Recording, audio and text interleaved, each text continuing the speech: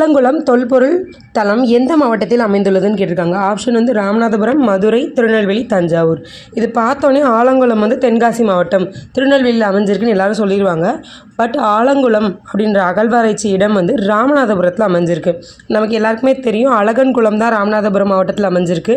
But வந்து ஆலங்குளம் எங்கே அமைஞ்சிருக்குன்னு பார்த்தோன்னா ஆலங்குளம், அழகன்குளம் ரெண்டுமே வந்து ராமநாதபுரம் மாவட்டத்தில் தான் அமைஞ்சிருக்கு. இந்த அழகன்குளத்தில் பண்டைய கால துறைமுகங்கள் இருந்ததுக்கான சான்றும் கிடச்சிருக்கு.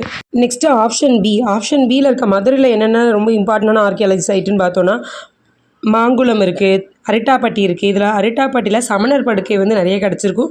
ஸோ சமணர் படுக்கைன்னு கேட்டாலே அரிட்டாப்பட்டி மதுரை தான். மாங்குளத்தில் வந்து தமிழ் பிராமி எழுத்துக்கள் கொண்ட கல்வெட்டுக்கள் கிடச்சிருக்கும். நெக்ஸ்ட் ஆப்ஷன் சி திருநெல்வேலினா வந்து துலுக்கர்பட்டி ரொம்ப இம்பார்ட்டன்ட். ஆல்ரெடி சொன்ன மாதிரி 5000க்கும் மேற்பட்ட பானை ஓடுகள், அதாவது குறியீடுகளுடன் கூடிய பானை ஓடுகள் துலுக்கர்பட்டியில் தான் கிடச்சிருக்கு. நெக்ஸ்ட்டு ஆப்ஷன் டியில் இருக்கிற தஞ்சாவூரில் ரொம்ப ரொம்ப இம்பார்ட்டண்டான நம்ம ஆர்கியாலஜிக்